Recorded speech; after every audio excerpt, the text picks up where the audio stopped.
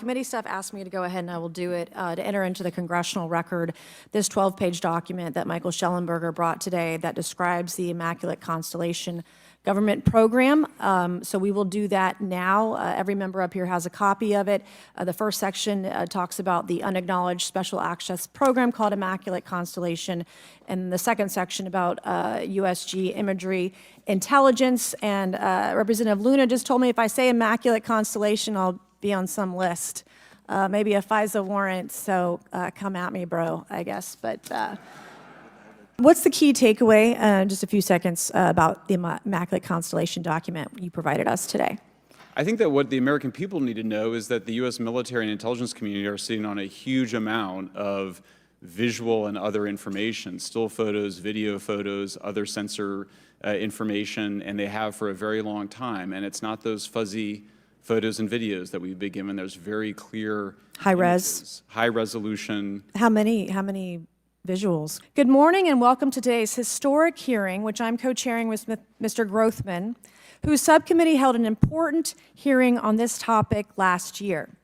I want to thank my colleagues on the Oversight Committee, including Mr. Burchett, Mr. Burleson, Ms. Luna, Mr. Moskowitz, Mr. Garcia, for their relentless drive to get answers on UAPs. They've been steadfast in demanding transparency on the sightings reported by military pilots and armed forces. Their commitment to digging for the truth is exactly what this country needs to cut through the secrecy surrounding this issue. And many high-ranking individuals in the military and intelligence communities believe UAPs demand greater attention, and thus the purpose for this hearing today. Former National Security Advisor H.R. McMaster said on Bill Maher's program that, quote, there are phenomena that have been witnessed by multiple people that are just inexplicable by the science available to us. Army Colonel Carl Nell, a member of the federal government UAP task force, said at a conference this past May that non-human intelligence exists, non-human intelligence has been interacting with humanity.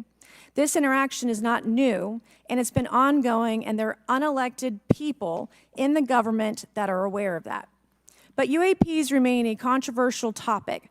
I'm not going to name names, but there are certain individuals who didn't want this hearing to happen because they feared what might be disclosed. But we stood firm. No amount of outside pressure would ever keep me from pursuing a subject to ground, come hell or high water. On that score, I want to thank our witnesses for being here. We have before us a panel of individuals accomplished in the military, in civilian government, in science, and in journalism.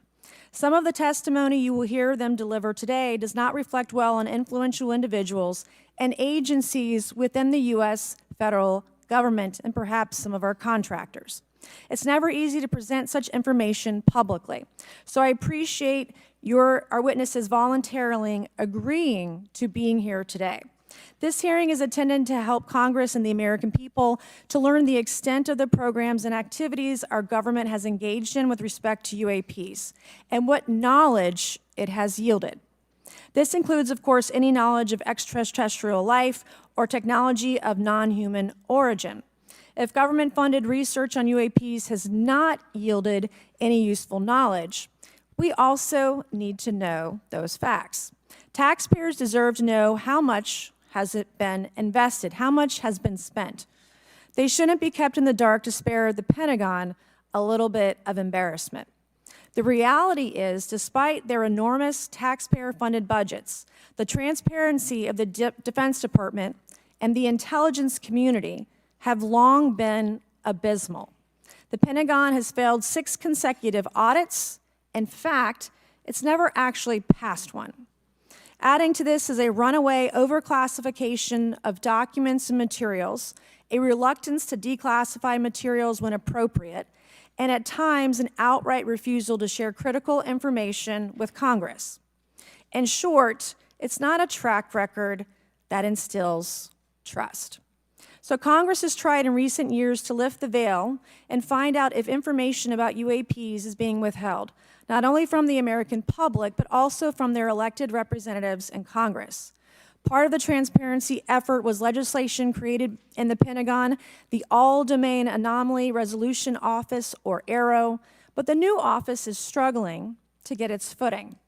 A recent statutorily required report from AARO, intended to illuminate the government's historic assessment of UAPs, was heavily criticized by those seeking UAP transparency. The report has stoked suspicions AARO is unable, or perhaps unwilling, to bring forward the truth about the government's activities concerning UAPs. I'm disturbed that AARO itself lacks transparency. Even its budget is kept from the public. So if there is no there, then why are we spending money on it, and by how much? Why the secrecy if it's really no big deal and there's nothing there? Why hide it from the American people? Because I'm not a mathematician, but I can tell you that doesn't add up. I expect some of our witnesses to share their views on that AARO report. We will also hear from the witnesses today allegations of UAP-related misinformation and disinformation by government officials, of which they are personally aware and directly experienced. And we will hear testimony today concerning recent revelations about a purportedly secret UAP program whose existence and findings may have been improperly withheld from Congress. But before we get to the witnesses, we're going to have a few more opening statements from our colleagues. And one thing I wanted to add at the end of my closing statement is there is a document that will be entered into the congressional record today. Mr. Tim Burchett from Tennessee has this document, and we just distributed it to every member up here on the dais of this document. But this is going to be the original document from the Pentagon about Immaculate Constellation that Michael Schellenberger delivered to Congress today. So thank you, Mr. Schellenberger, for this information. We are all reading it in real time now, and Mr. Burchett will enter it into the record. But 12 pages about this unacknowledged special access program that your government says does not exist. Committee staff asked me to go ahead, and I will do it, to enter into the congressional record this 12-page document that Michael Schellenberger brought today that describes the Immaculate Constellation government program. So we will do that now. Every member up here has a copy of it. The first section talks about the unacknowledged special access program called Immaculate Constellation, and the second section about USG imagery intelligence. And Representative Luna just told me if I say Immaculate Constellation, I'll be on some list, maybe a FISA warrant, so come at me, bro, I guess. But I have a lot of questions, and I have a lot of witnesses. So I would just ask if it's yes or no to please just tell me yes or no. If it requires more than that, be very succinct, because I would like to go down the line and ask as many questions as possible. So for the Admiral this morning first, former DOD official Chris Mellon reached out to you about satellite imagery from 2017 that depicts a UAP. What were the dates in 2017 when this occurred? I can't share with you the details, ma'am, but I can do it in a closed setting, and I can also tell you the agency that wrote a report on it. Okay, so who has the imagery? I can tell you that in a closed setting.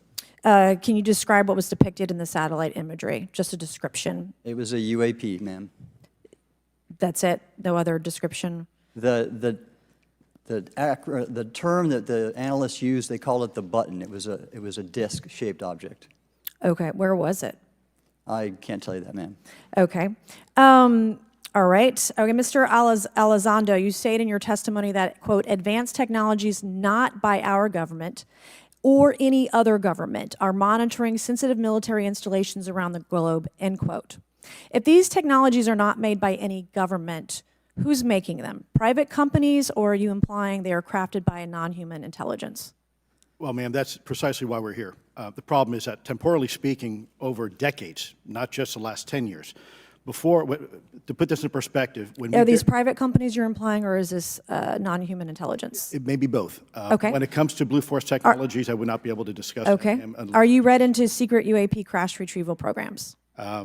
We would have to have a conversation in a closed session, ma'am. I signed documentation 3 years ago that restricts my ability to discuss specifically crash retrievals. I submitted for my book through the DOPSR process, which took a year for it to be reviewed. And what is in the book is what I was told I'm allowed to talk about. Has the government conducted secret UAP crash retrieval programs, yes or no? Yes. Okay, were they designed to identify and reverse engineer alien craft, yes or no? Yes.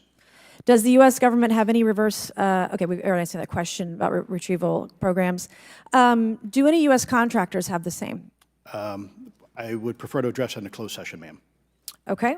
In your book, you mentioned government employees who've been injured by UAPs, placed on leave, and receiving government compensation for their injuries. Is that correct? That is correct. How can the government deny we have recovered craft if they're paying people because they've been injured by recovered craft? Ma'am, that's a great question. That's why I think we're here again, because I've seen the documentation by the U.S. government for several of these individuals who have sustained injuries as a result of a UAP incident. It's a crazy idea, right? The hypocrisy and the logic. Okay, Mr. Schellenberger, I'm going to say it again to be very clear. Immaculate Constellation. What's its mission and how are they funded? Its mission is to, as I stated, its mission is to, it's an unacknowledged special access program. Its mission is to document UAPs.